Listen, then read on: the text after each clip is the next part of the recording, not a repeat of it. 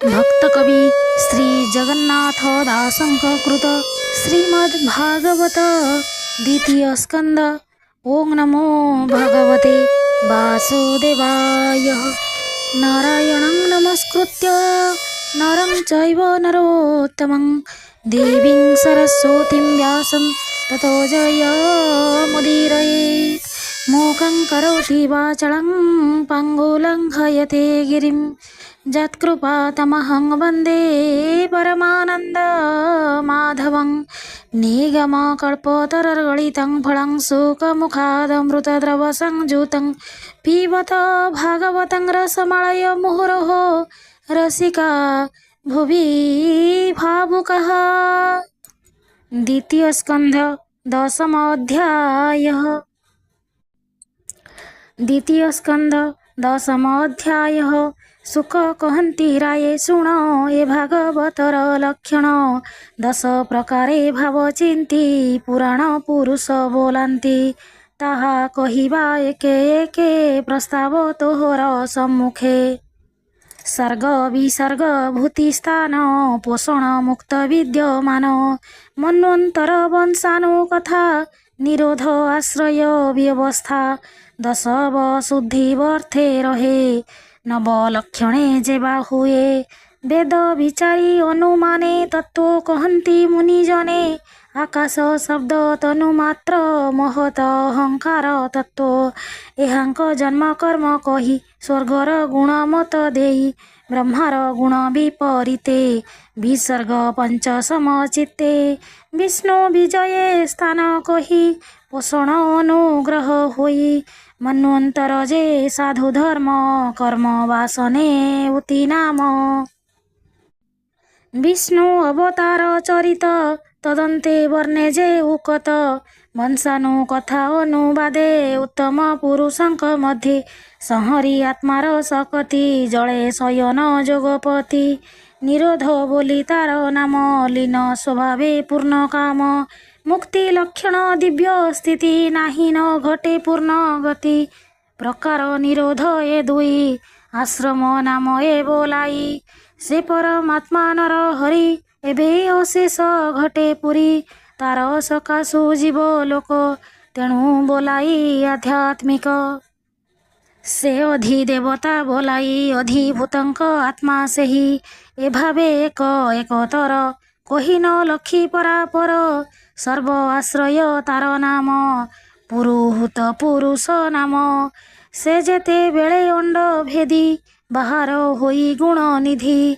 आत्मार स्थान चिंता करी स्वभावे जल रूप धरी। पुरुष नाम नर हेला तहिरे नारी जे व्यापिला। से जल मध्ये मायाधर बंदिली सहस्र वत्सर।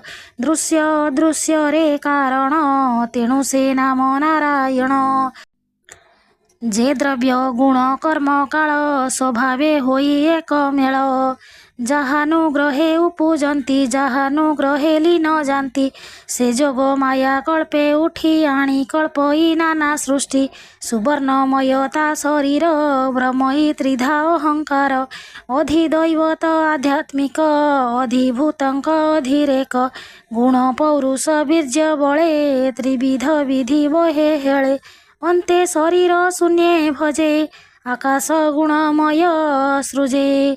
स्वभावे शेषे श्रेय बल तेजस्वी रूप नर्गल। ए चारि भावु प्राण जात 10 प्राणींक मूल नाथ। चलंती जार अनुपथे अशेष प्राणी अंतर्गते। राजा को जेन्हे आश्रय करी सेवक पथ अनुसरी। मूल कमलु सेहु पथे प्राणी की ब्रह्म रंध्र पथे। प्राणींक आतजात श्रमे क्षुधा उपजे तृषा भ्रमे। क्षुधा तृषार मार्ग मुख एणु सर्जिला अग्रे मुख। मुखर मूले ताळु जात ता सांगे रसना संयुक्त। तार संजोगे नाना रसे आस्वादे आत्मार विशेषे। शब्दर अर्थ पूर्ण करे अग्निरक्षण वाद्य धरे। सूचि सुगंध भोग फळे नासा विवरे वायु बळे। ଆଘ୍ରାଣ ଅର୍ଥେ ଉପୁଜିଲେ ତକ୍ଷଣେ ଗନ୍ଧ ବାହବୁଲେ। ଆତ୍ମାର ଦେଖି ଅନ୍ଧକାର ବ୍ରହ୍ମା ସର୍ଜିଲେ ଅନ୍ଧକାର। ଜ୍ୟୋତି ସର୍ଜିଲା ରକ୍ଷପଣେ ଦୃଷ୍ଟି ପ୍ରକାଶେ ଦଶ ଗୁଣେ। ଦେବ ପୁରୁଷଙ୍କ ବଚନେ ବିଧାତା ଦେଇ ଅନୁମାନେ। ଶୁଣିବା ଅର୍ଥେ ନାନା ଶୂନ୍ୟ ନିର୍ମଳେ ପ୍ରକାଶିଲା କର୍ଣ୍ଣ। ଦିଗ ଦେବତାଙ୍କ ରକ୍ଷଣେ ପ୍ରକାଶ ଏ ବାମ ଦକ୍ଷିଣେ। ନାନା ଶବଦ ନିଷ୍ଠା ଗୁଣେ ଯେ ଦ୍ୱାର ଜାଣିବ ତକ୍ଷଣେ। ପୁଣି ବିଧାତା ବୁଦ୍ଧି ଯୋଗେ ଚର୍ମ ଆଚ୍ଛାଦି ସର୍ବ ଅଙ୍ଗେ। ଶୀତ ତପତ ଯେତେ ଜାଣି ପବନ ଯୋଗେ ପରିମାଣି। ସେ ଚର୍ମ ଇନ୍ଦ୍ରିଗଣ ଭଜେ ଉପରେ ବହେ ରୋମ ରାଜେ। ଅଶେଷ କର୍ମ କରିବାରେ ପ୍ରକାଶ ହୃଦୟ ଉପରେ। ବାମ ଦକ୍ଷିଣ ବେନି କର ଯହିଁ ରକ୍ଷକ ସୁନାସିର। ଜୀବନ ଗତାଗତ ଶୂନ୍ୟ ବିଧାତା ସଞ୍ଚିଲା ଚରଣ। ଯେ ବାମ ଦକ୍ଷିଣ ପୟର ଯହିଁ ରକ୍ଷକ ଦାମୋଦର। ସଂସାରେ ହବ୍ୟ କବ୍ୟ ବିଧି ଚରଣ ଯୁଗ ବଳେ ସାଧି। ବସ୍ତୁ ଉପାର୍ଜନ କାରଣ ଗଗନେ ବେନି ଚରଣ। ବେନି ଚରଣ ମୂଳ ଦେଶେ ଆନନ୍ଦ ଗମନ ପ୍ରକାଶେ। ଯେ ସ୍ଥିତି ଉତ୍ପତ୍ତି କାରଣେ ତା ପ୍ରଜାପତି ସୁର ଗଣେ। ଉଭୟ ଆନନ୍ଦର ଦ୍ୱାର ଅଜ୍ଞାନ ତୁଲେ ନାଶ କର। ଅନ୍ନ ଭୋଜନ ରସ ମାର୍ଗେ ନାଡ଼ି ସର୍ଜିଲା କୁକ୍ଷି ଯୋଗେ।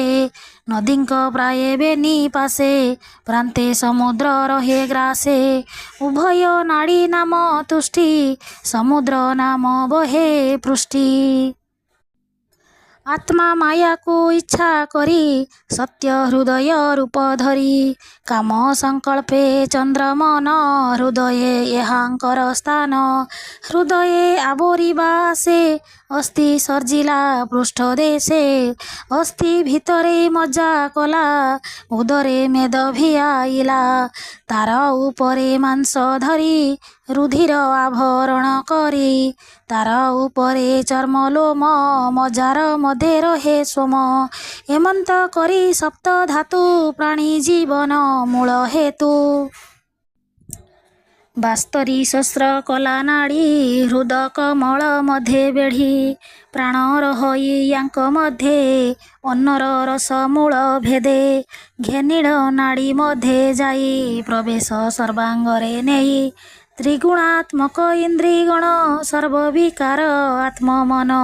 ବୁଦ୍ଧି ବିଜ୍ଞାନ ସ୍ୱରୂପିଣୀ ଯେଣେ ସଂସାର ମାୟା ଜିଣି। ଅବନୀ ଉଦକ ଅନଳ ପବନ ଆକାଶ ମଣ୍ଡଳ। ଯେ ପଞ୍ଚଭୂତ କଳେବରେ ବିଷ୍ଣୁର ଭୋଜନ ମନ୍ଦିରେ। ଏମନ୍ତ କହିଲି ମୁଁ ତୋତେ ବିଷ୍ଣୁର ସ୍ଥୂଳ ରୂପ ଯେତେ। ଏ ଜୀବ ବ୍ରହ୍ମାଣ୍ଡ ଧାରଣ ବେଷ୍ଟିତ ଅଷ୍ଟ ଆଭରଣ। ପୃଥିବୀ ଆଦି ପଞ୍ଚଭୂତେ ଏମନ୍ତ ବୁଦ୍ଧି ଅହଂକୃତେ। ଏ ଅଷ୍ଟ ଗୁଣେ ଆବରଣ ଏମନ୍ତି ବ୍ରହ୍ମାଣ୍ଡ ଘଟଣ। ଯେ ସ୍ଥୂଳ ରୂପ ଏ ଯାହାର ଏହାର ପୟରେ ସୂକ୍ଷ୍ମକର। ସେ ନିର୍ବିକାର ନିରଞ୍ଜନ ଅନାଦି ମଧ୍ୟମ ନିଧାନ। ସେ ଶୂନ୍ୟ ମଧ୍ୟେ ନିରାକାର ମନ ବଚନେ ଅଗୋଚର। ଏ ସ୍ଥୂଳ ସୂକ୍ଷ୍ମ ରୂପ ଧରି ସେ ଖେଳେ ଆତ୍ମା ମାୟା କରି। ପଣ୍ଡିତେ ନ ମାନନ୍ତି ଏହା ସୃଷ୍ଟି ସଂକଳ୍ପ ବିଷ୍ଣୁ ମାୟା। ପଶୁ ବାଳକ ରୂପେ ହରି ସେ ବ୍ରହ୍ମ ରୂପେ ଅବତରି। ଏମନ୍ତ କ୍ରିୟା ନାମ ଧାତୁ କର୍ମ କର୍ମଙ୍କର ହେତୁ। ସର୍ବ ସଂକଳ୍ପ କ୍ରିୟା ଅର୍ଥେ ଶୁଣ କହିବା ଆଉ କେତେ। ଆତ୍ମାକୁ ଭିନ୍ନ ଭିନ୍ନ କରି ସେ ପ୍ରଜାପତି ରୂପ ଧରି। ମନକୁ ସର୍ଜିଲା କହେଳେ ଋଷି ଦେବତା ପିତୃ ମେଳେ। ସିଦ୍ଧ ଚାରଣ ବିଦ୍ୟାଧର ଗନ୍ଧର୍ବ ଅସୁର କିନ୍ନର। ଗୁହ୍ୟକ ଅପସରା ଯେ ଦକ୍ଷ ନାଗ କିଂପୁରୁଷ ପ୍ରତ୍ୟକ୍ଷ। ଖଗ ଉଗ ମାତୃଗଣ ରୁକ୍ଷ ପ୍ରେତ ପିଶାଚି ଗଣ। ଭୂତ କୁଷ୍ମାଣ୍ଡ ବିନାୟକ ଉନ୍ମାଦ ବେତାଳ ନିରେକ। ଗ୍ରହ ଡାକିନୀ ମୃଗ ଖର ବୃକ୍ଷ ପର୍ବତ ବନ ଘୋର। ତ୍ରିବିଧ ଚତୁର୍ବିଧ ଆନେ କେବଳ ସ୍ଥୂଳ ବିନାଶନେ।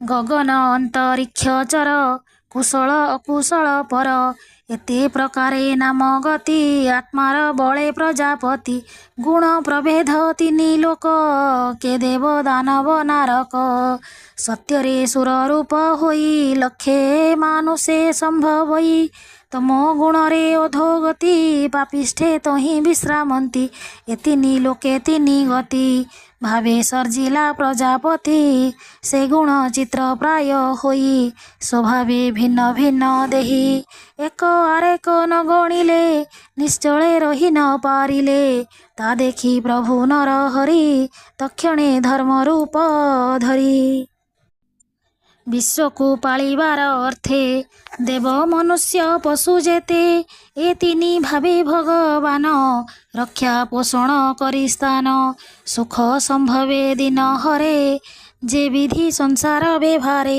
सृष्टिर भोग अन्ते हरि कालाग्नि रुद्र रूप धरी आत्मार क्रीड़ा नाश करे बालक प्रकार व्यवहारे सर्वहरई अवसाने जिमुत जे सने गगने जे भावे हरि गुण जेते देवे चिंतिबे जहि चित्ते सृष्टिर आदि जन्म काले जे कर्म साधे जोग बळे स्वभावे कर्म जार नाही विष्णुर माया प्रकाशई ए ब्रह्मा कल्पित संसार विकल्प नामटी हार ए नित्य साधारण निधि जे पूर्व कालहु प्रसिद्धि भावे कहिलु कल्प गुण राजने सावधाने शुण सौनक उवाच हे सुत कह विष्णु कथा जेणे छाड़िब मनोव्यथा पद्मकल्पर कथा कह जेणे न लागे भव मोह से दुर्योधन दुष्ट बाणी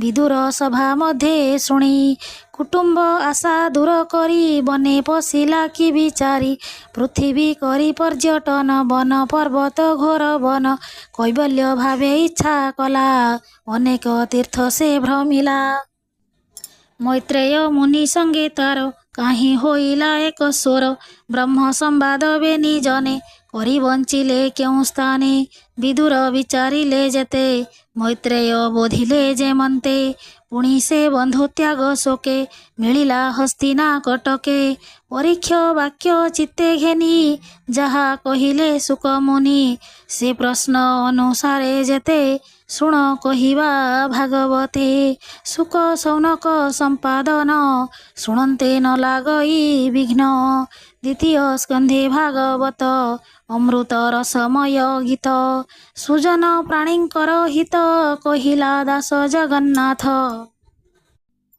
इति श्रीमद्भागवते महापुराण परमहंस्याय संहितायां वयासिक्यां द्वितीय स्कंधे 10 लक्षण कथने नाम 10मोऽध्यायः।